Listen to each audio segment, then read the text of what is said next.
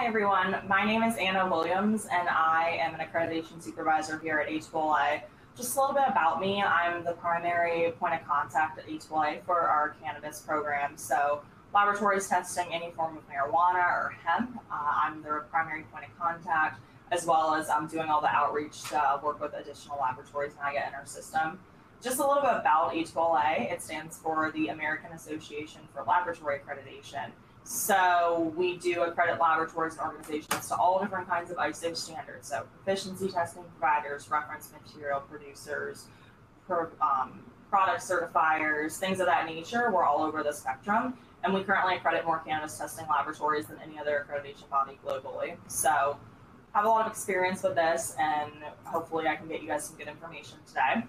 Today I'm going to be talking to you guys about the current regulatory landscape, updates, pending legislative measures, and testing regulation changes that we should see throughout 2020. The goal would be that you leave this presentation with a better understanding of changes predicted for 2020, as well as an understanding of the changing regulatory landscape.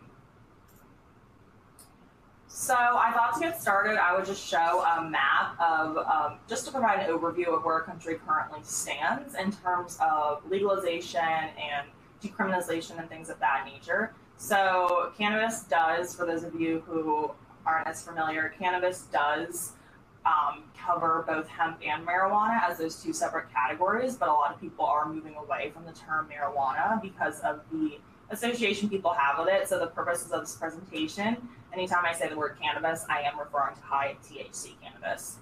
So looking at this map, you can see that currently 11 states have legalized cannabis for recreational use. If you include Washington, D.C. in that mix, that is 12 states and jurisdictions that have legalized cannabis for recreational adult use.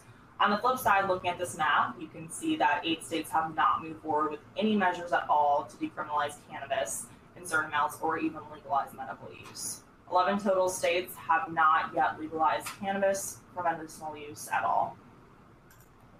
So looking at this map, on the flip side, you can see the United States is a lot more friendly towards hemp cultivation in states offering up sales. So only 3 states, you can tell, Idaho, South Dakota, and Mississippi do not allow for any hemp to be cultivated there.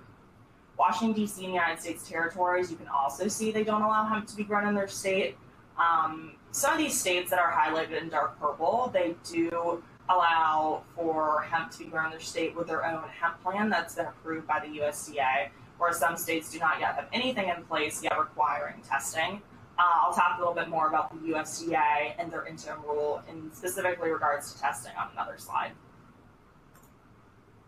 So on the horizon, so I'm going to be, like I said, talking to you guys about legalization measures, states pending further legalization, as well as states pushing additional testing requirements or any testing requirements later in 2020.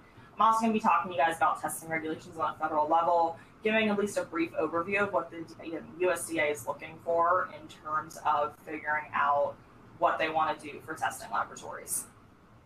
Obviously, 2020 is an election year, so a lot of states and advocacy groups are working to get cannabis legalization measures on their state's ballot, and they're hoping that residents can vote for legalizing cannabis in their state, even if their legislator isn't necessarily as friendly towards it.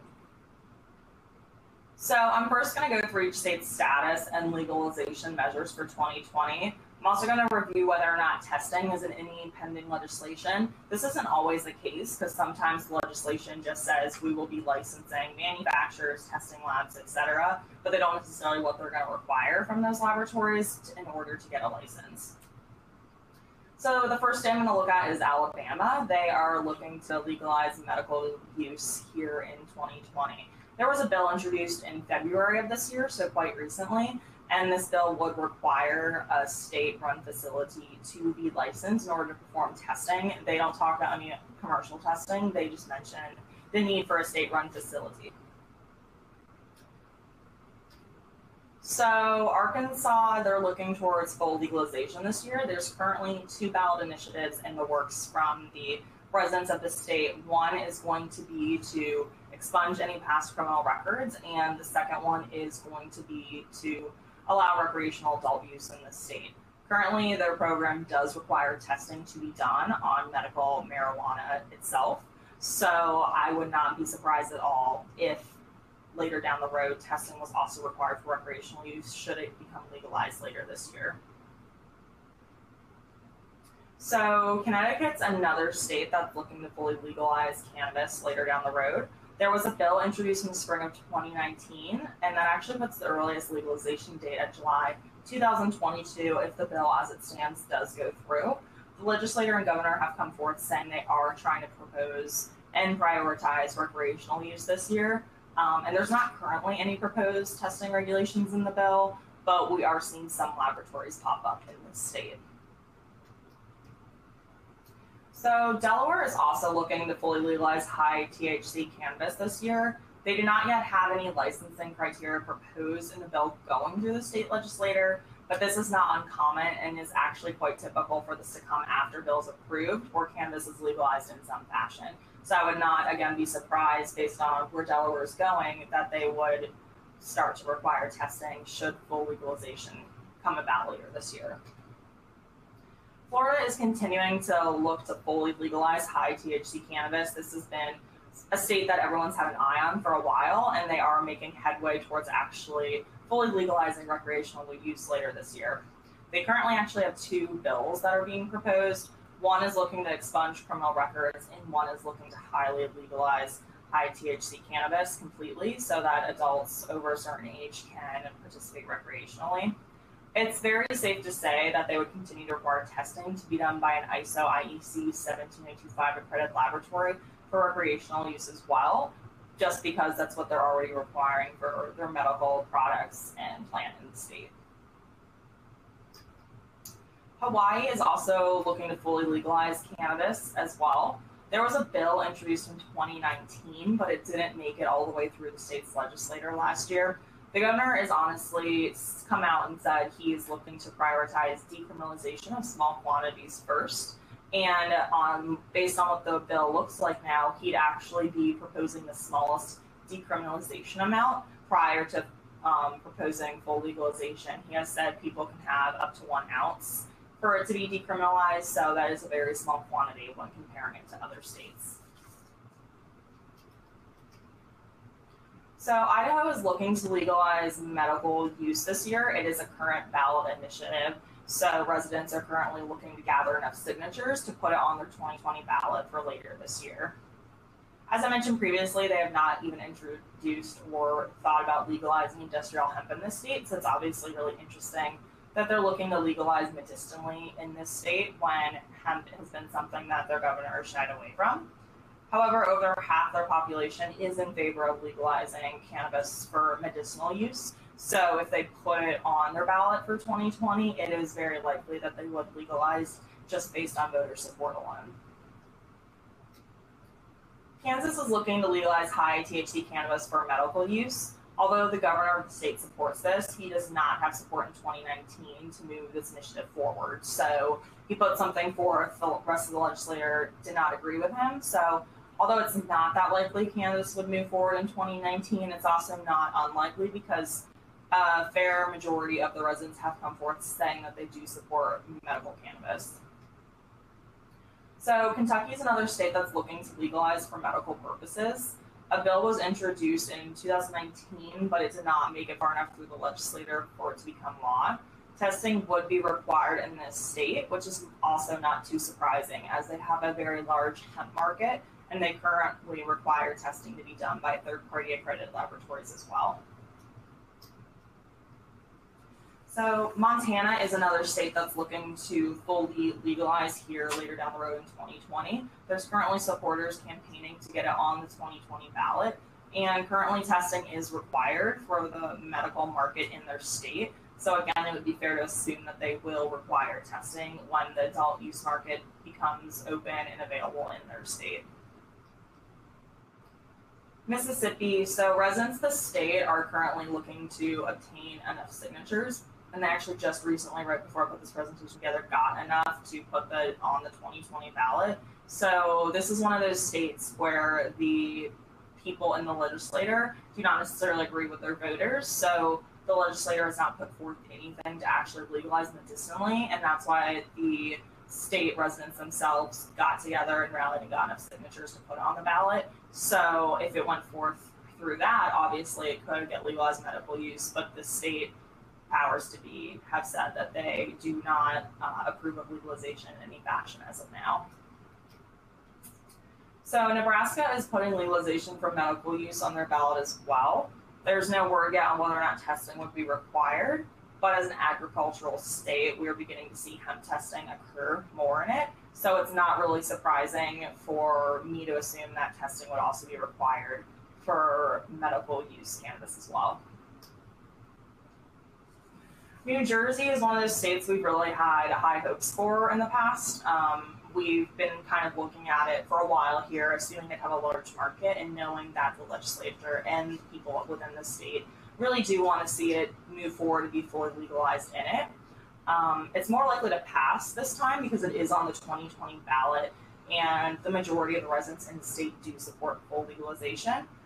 Testing was in their previous legislation they've put forth in 2019 and other years. So again, we can definitely assume that testing would be required in the state if previous legislation goes through the way it was already written.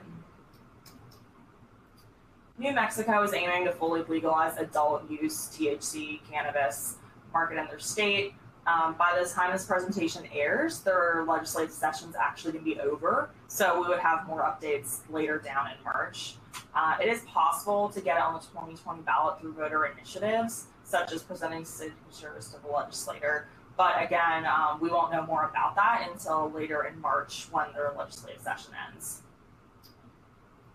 New York is another state with a really big population that we've been keeping an eye on for a while, trying to see when they're going to pull the trigger on fully legalizing.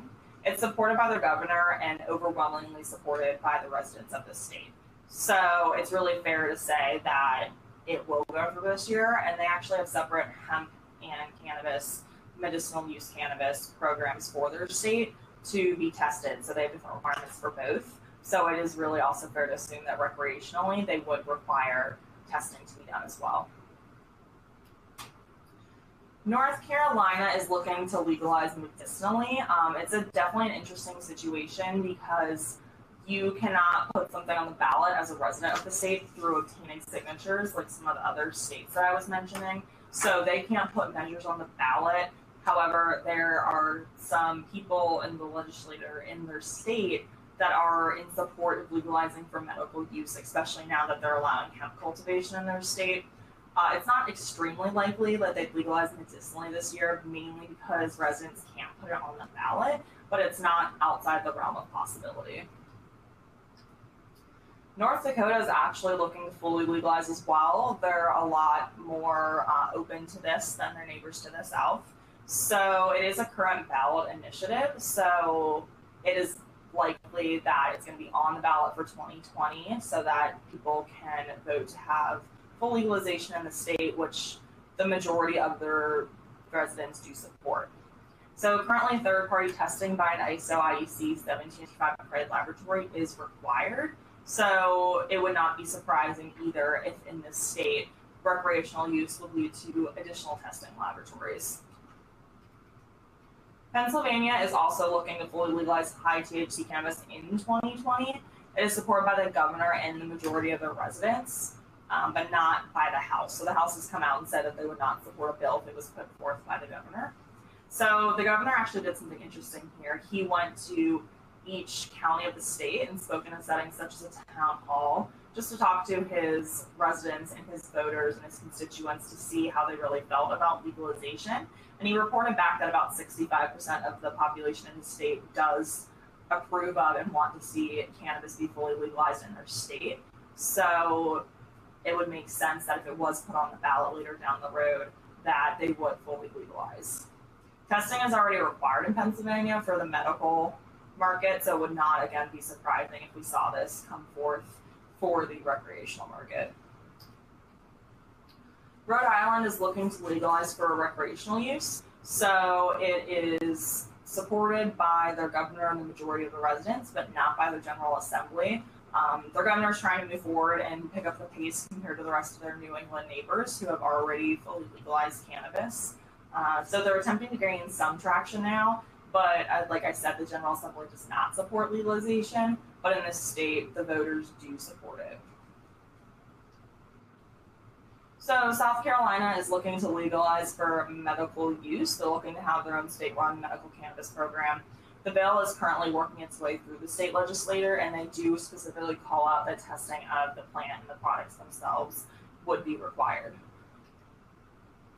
South Dakota is actually looking to potentially legalize a medical use this year. It's on the ballot, and the governor has come out saying that she doesn't support hemp cultivation. They do not support legalization of any kind here, but a small majority of the voters in the state do support legalization of medical cannabis at this point in time.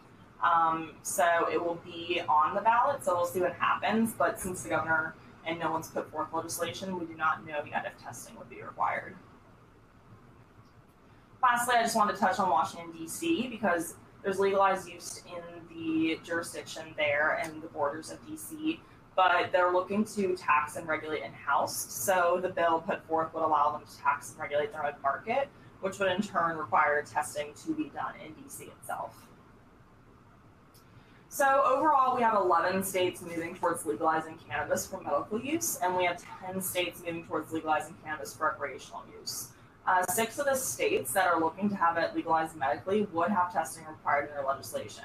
So we can see a continuing trend of the majority of states moving forth to legalize in some fashion are looking to also require testing to ensure compliance and to ensure that the consumers know what's in the product that they're purchasing.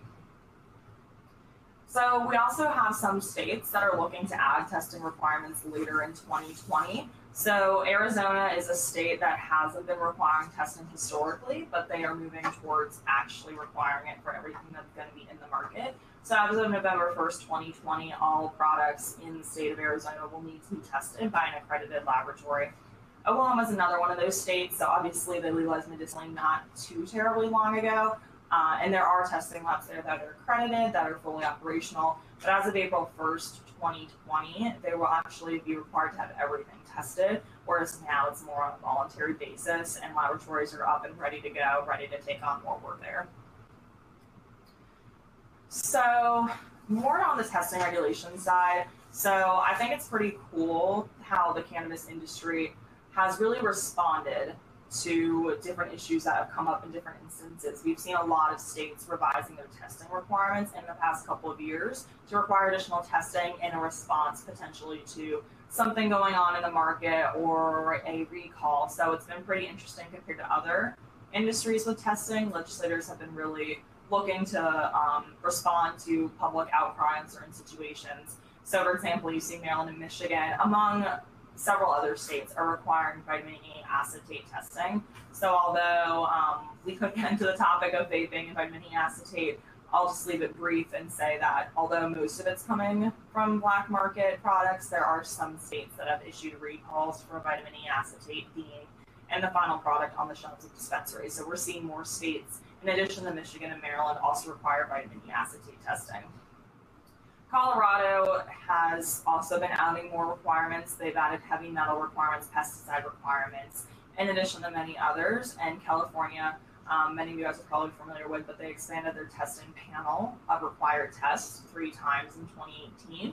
And another thing I'd like to touch on is more states are also realizing the importance of microbiological testing, just to make sure there's not certain things present in the final product on the shelves. That's been really important as well. So in my opinion, compared to other industries A2LI works with, we've definitely seen people respond and add additional testing when they feel like it's necessary.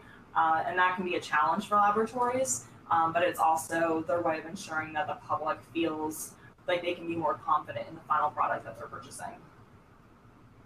So I just want to touch really quick on the USDA's proposed testing requirements. I know most of you guys are probably very aware of it, so I'm not going to necessarily go into a ton of detail, but I did want to touch on a few things that they're proposing, as well as some of the comments that we've seen that a lot of people are working towards.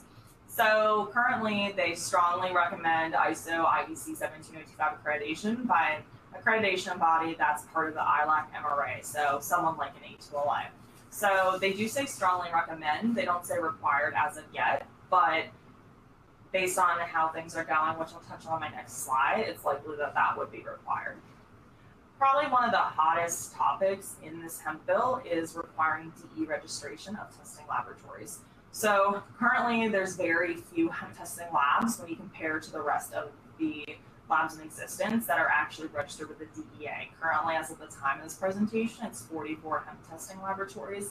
And when you compare to all the other laboratories that are up and running and accredited or not yet accredited and just getting set up, that's not a huge portion of the labs in existence. I've never personally worked with the DEA at AAA, but I have some of my customers who have, and it sounds like the process is quite tedious.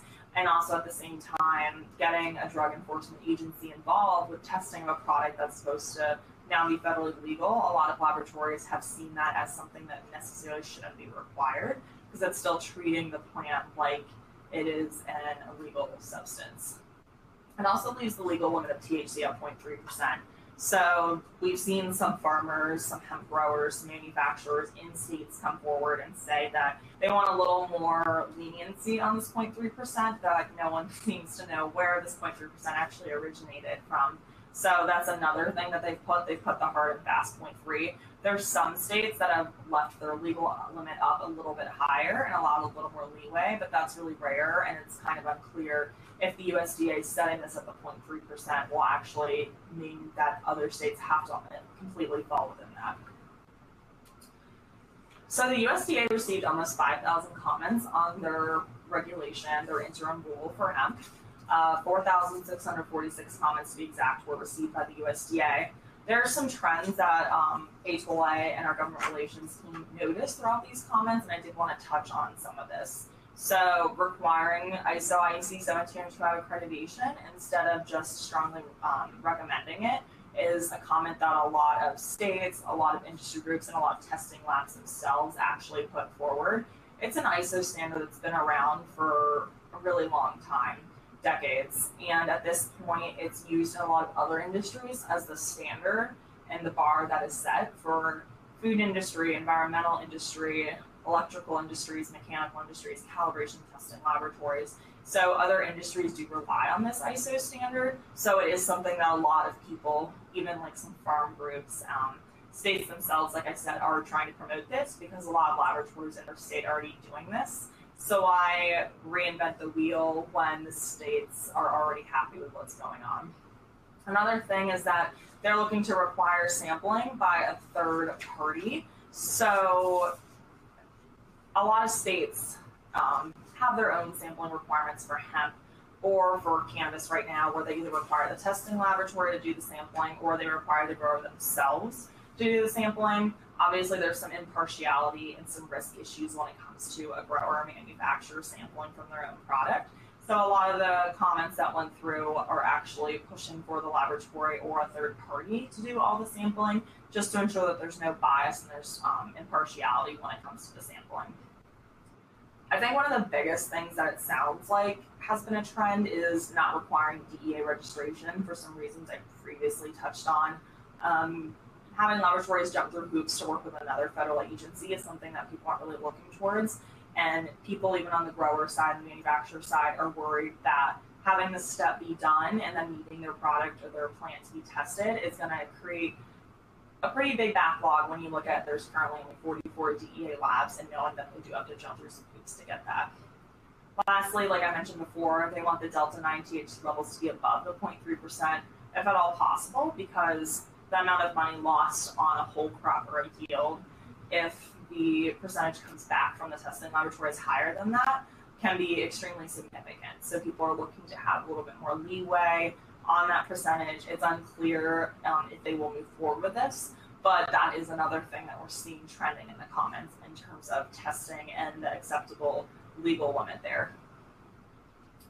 So that's it for my presentation. Here's my contact information if you guys need it or have any questions for me. I'd be happy to answer that, and feel free to reach out to me at any point in time. Again, thank you so much for listening to my presentation today, and I look forward to hearing from you if you have any questions. Thank you.